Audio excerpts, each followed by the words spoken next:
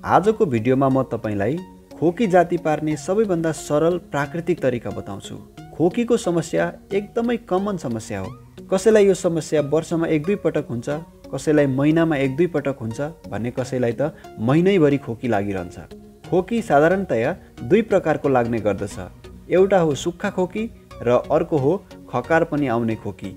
तपाईहरुमध्ये धेरैजना बारम्बार औषधि खाँदा पनि खोकीबाट मुक्त हुन सकिरहनु भएको छैन होला र कतिजनाको भर्खरै खोकी सुरु हुँदैछ भने ढुक्क हुनुहोस्, आजको यो भिडियोले तपाईको समस्यालाई जरैबाट ठीक बनाउनेछ र तपाईको हस्पिटलको सम्पूर्ण उपचार खर्चहरू पनि बचाउनेछ।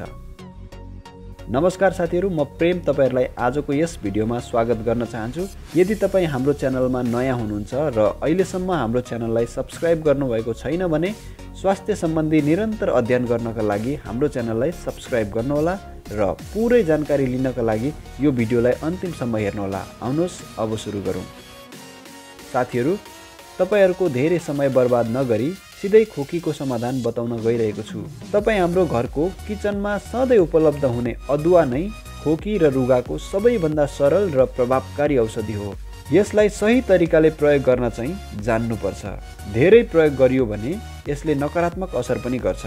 यो नियम अदुवामा मात्र होइन, हरेक कुरामा लागू हुन्छ। ठिक्क प्रयोग गरे औषधि र ज्यादा प्रयोग गरे त्यही कुरा विष पनि बन्छ। खोकी लाग्दा कसैले अदुवा पोलेर खान्छन्, कसैले अदुवाको रस बनाएर महसँग पनि खान्छन्। तर म तपाईलाई अझ सरल तरिका बताउन गइरहेको छु। राति सुत्नुभन्दा अगाडि काँचो अदुवाको सानो टुक्रालाई राम्ररी सफा गरेर मुखमा हाल्नुहोस् र हल्का चबाउँदै मुखमा खेलाउँदै सुत्नुहोस्। यसले तपाईको शरीरभित्र अड्केर बसेको कफलाई बाहिर निकाल्छ र खोकी पनि भोलिपल्टबाटै कम भएर जान्छ। अदुवा यसरी खाँदा तपाईको आवाज पनि अझ राम्रो बनाउँछ। यही तरिकाले 1 हप्ता नियमित अदुवा खाँदा तपाईको खोकी पुरै ठीक भएर जान्छ। समस्या ठीक भएपछि पनि 2 दिन 3 दिन बिराएर राति यसै गरी अदुवा खाने गर्नुभयो भने अरु पनि धेरै समस्याहरूमा फाइदा हुन्छ र तपाईको उपचारमा जाने धेरै खर्चहरू पनि बच्नेछ।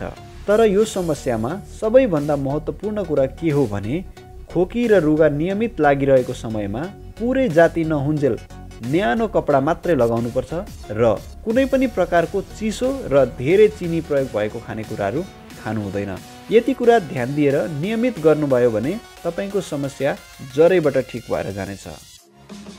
साथीहरु, आजको भिडियोमा मैले खोकी जाती पार्ने सबैभन्दा सरल तरिकाको विषयमा सानो तर अत्यन्तै महत्त्वपूर्ण जानकारी दिने कोसिस गरेँ। थोरै भए पनि फाइदा भयो होला भन्ने आशा गरेको छु। तपाईलाई काम लाग्ने कुरालाई लिनुहोला अनि प्रयोग गरिहाल्नु होला र अनावश्यक कुरालाई त्यही छाडिदिनु होला, त्यो अरु कसैलाई काममा आउन सक्छ।